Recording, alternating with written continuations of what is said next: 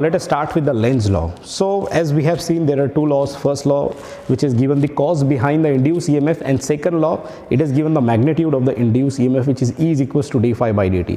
Now at the same time, the scientist Lenz has given a law which determines the direction of the induced EMF.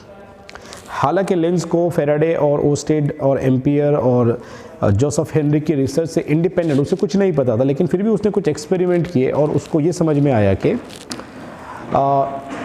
Current induce होता है changing magnetic field में अगर एक conductor को आप रखें तो, और उसने डायरेक्शन के बारे में बताया कि डायरेक्शन कैसे होती है। एंड और उसका जो स्टेटमेंट था, let me write, according to Lenz law, according to Lenz law, he said the direction of induced EMF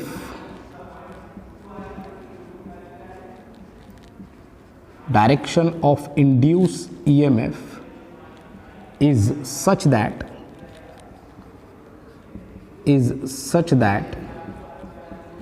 it opposes the change in flux. It opposes the change in flux. और बहुत सारी book में लिखा है the direction of induced EMF is such that it opposes the cause which has produced it. यानी जो cause है जिसने उस इंड्यूस EMF को प्रोड्यूस किया है वो उसी को अपोज करता है। तो इसको समझने के लिए थोड़ा सा मैं एक्सप्लेन करता हूँ, but let me right the formula. हमको पता है E कितना होता है, E इज इक्वल्स टू होता है d phi by d t. ठीक है, E होता है d phi by d t.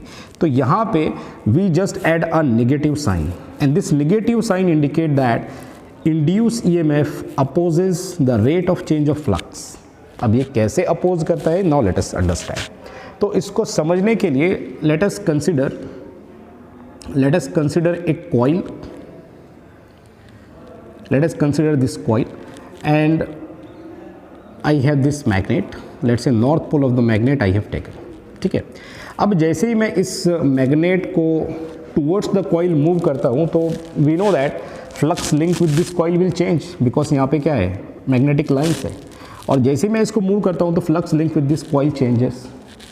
ठीक है, और इसमें एक EMF इंड्यूस होता है। अब इंड्यूस EMF करंट की डायरेक्शन को ऐसे बनाता है कि ये इस फ्लक्स चेंज को अपोज करता है। ठीक है, देखो यहाँ पे when you move this magnet towards the coil, direction of induce EMF जो बनती है वो बनती है anti clockwise. And in magnetic effect of electric current you have studied, अगर किसी लूप में करंट एंटी क्लॉकवाइज डायरेक्शन में फ्लो होता है तो that loop behave as a north पोल।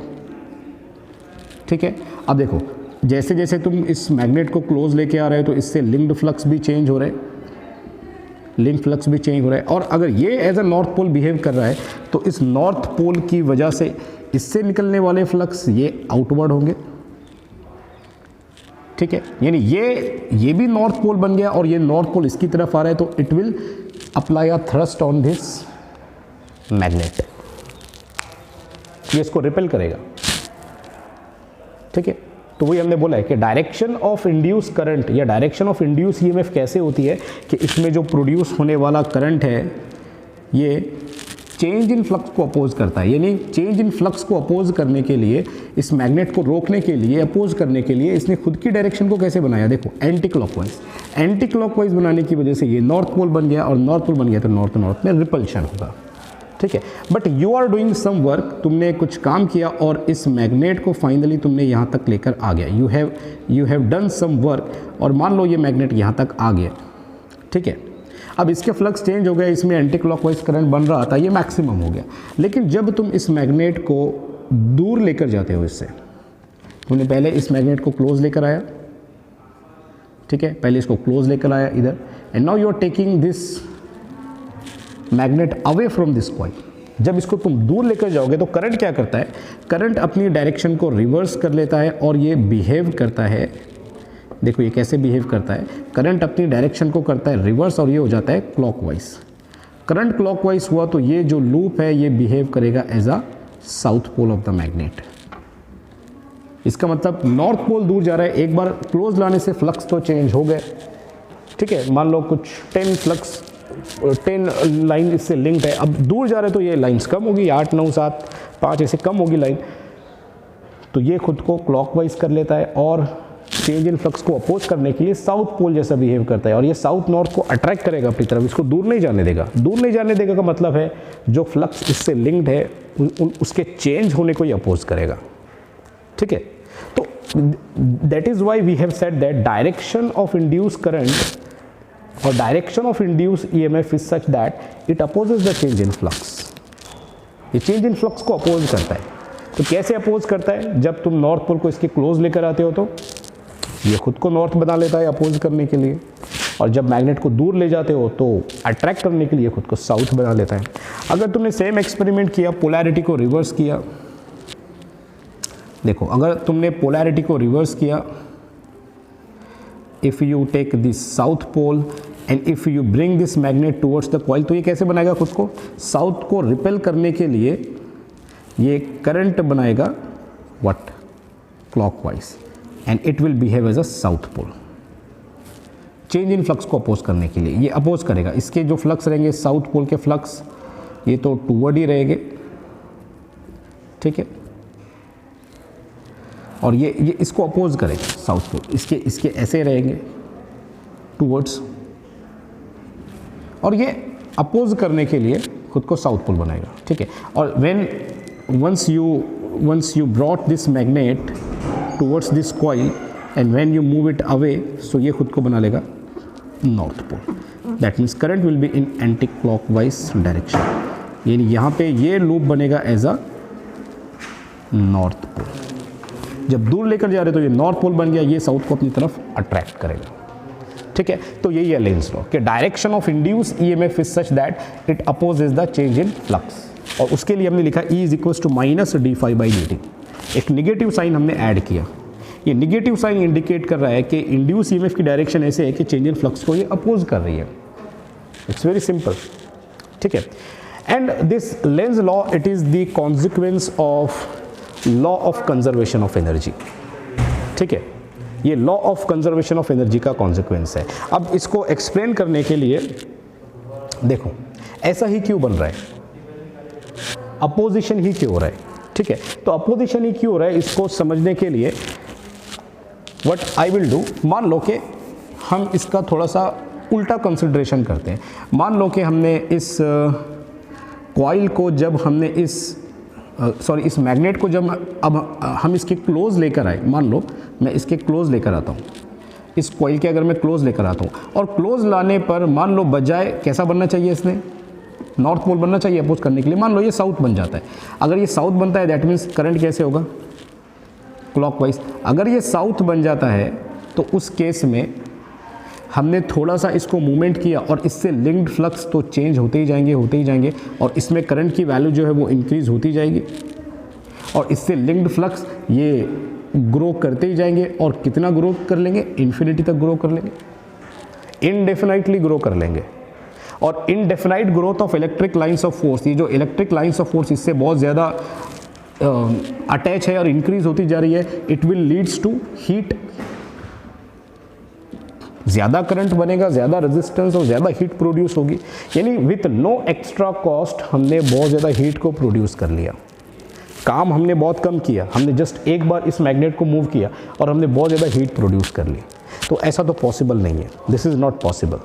एक बार जस्ट मूवमेंट कर दो और वो मैग्नेट मूव होता जाएगा और फाइनली हमको बहुत ज़्यादा हीट मिलेगी। सो ये हो जाएगा violation of law of conservation of energy. ये वायलेशन हो जाएगा law of conservation of energy का, कि at a very small work we have produces a very large amount of heat. So it will be actually violation of law of conservation of energy. और law of conservation of energy के according ये खुद को बजाय south के कैसा बनाता है, फिर ये खुद को बनाता है एज अ नॉर्थ पोल। ठीक है, जितना काम हम करेंगे उतना ही हीट हमको मिलेगी। ठीक है, so I hope this Lenz law it is clear to you. Simple है, जो चीज़ हो रही है उसको अपोज करना है, जो चीज़ हो रही है उसको अपोज करना है। इसके कुछ एग्जांपल्स हम ले लेते हैं। ठीक है, कुछ एग्जांपल्स हम लेते हैं। मान लो एग्जांपल नंबर 1, मान लो कि एक फील्ड है, ये फील्ड है, दिस इज़ मैग्नेटिक फील्ड, और इसमें मैं एक कॉइल को रखता हूँ। ठीक है, एक सर्कुलर कॉइल मैंने यहाँ पे रखा है, ठीक है। और ये जो मैग्नेटिक फील्ड है, ये मैग्नेटिक फील्ड, इसको मैं डिक्रीज़ करता हूँ। जो फील्ड, मैग्नेटिक फील्ड मैंने लगा के रखी है, इसको मैं डिक्रीज़ करता हूँ, यानी मैग्नेटिक लाइंस कम हो रही है, मैग्नेटिक लाइंस कम हो रही है। तो according to Lenz, direction of induce EMF will be such that it opposes the change in flux. जो चीज़ हो रही है उसको अपोज करना है, यानी इनवर्ड फील्ड जो है, मैग्नेटिक लाइंस जो कि इनवर्ड है, ये कम हो रही है, तो इसको अपोज करना है, यानी कम नहीं होने देना है, यानी इसको बढ़ाना है। तो बढ़ाने के लिए ये जो कॉइल है, ये कैसे फील्ड बनाएगा? ये कॉइल इनवर्ड फील्ड ही बनाएगा। और इनवर्ड फील्ड बनाने के लिए, इनवर्ड फील्ड बनाने के लिए इसमें करंट कैसे इंड्यूस होगा? देखो, करंट इंड्यूस होगा क्लॉकवाइज, ठीक है। अब राइट हैंड रूल से अगर मैं पता लगाऊँ तो देखो कैसे होगा, clockwise, curl finger in the direction of current and thumb give the direction of magnetic field which is inward. यानी इनवर्ड फील्ड बनाने के लिए कर्ल फिंगर की डायरेक्शन में करंट होना चाहिए, यानी क्लॉकवाइज करंट होना चाहिए। क्लॉकवाइज करंट, ये जो मैग्नेटिक फील्ड जो कम हो रही है, ये इसको इंक्रीज करेगा, मेंटेन करेगा, तो अपोज करेगा इस कम होने को, ठीक है। एक और एग्जांपल ले लेते हैं। मान लो एक आउटवर्ड फील्ड ले लेता हूँ यहाँ पे। मान लो ये मैग्नेटिक फील्ड है विच इज़ आउटवर्ड, ये मैग्नेटिक फील्ड है, आउटवर्ड है। यहाँ पे अगर मैं एक कॉइल को रख दूँ इस फील्ड में, ठीक है, और मान लो मैग्नेटिक फील्ड जो है अब मैं इंक्रीज कर रहा हूँ, मैग्नेटिक फील्ड क्या कर रहा हूँ मैं? इंक्रीज कर रहा हूँ। इससे कुछ लिंक्ड फ्लक्स है, ये कुछ लिंक्ड फ्लक्स है। मैग्नेटिक फील्ड कैसी है? ये आउटवर्ड है। और अगर हमने मैग्नेटिक फील्ड को इंक्रीज कर दिया, यानी ये जो डॉट्स है ये इंक्रीज होंगे, और डेफिनेटली इससे, इस कॉइल से लिंक्ड फ्लक्स चेंज होंगे, और लिंक्ड फ्लक्स चेंज होंगे तो ये इसको अपोज करेगा अकॉर्डिंग टू लेंस। यानी डायरेक्शन ऑफ इंड्यूस ईएमएफ ये ऐसे बनाएगा कि ये जो फील्ड बन रही है ये इसको अपोज करे, यानी इसको कम करे। और कम करने के लिए फील्ड कैसी बनाएगा? ये ऑब्वियस बात है, इंड्यूस ईएमएफ की डायरेक्शन ऐसे होगी कि ये फील्ड इनवर्ड बनाएगी, और इनवर्ड बना के इसको अपोज करेगी बढ़ने को। तो इनवर्ड बनाने के लिए फील्ड कैसे बनेगी? देखो, इट विल बी डेफिनेटली कैसे? क्लॉकवाइज, ऐसे बनेगा। This will be the direction of current, यानी क्लॉकवाइज करंट बनेगा तो फील्ड इनवर्ड होगी according to right hand thumb rule, inward होगी, तो ये इसको अपोज करने के लिए क्लॉकवाइज करंट बनाएगा, ठीक है। So I hope you have understood the Lenz law. Direction of induce EMF should be such that it should oppose the change in flux, and it is a necessary consequence of law of conservation of energy.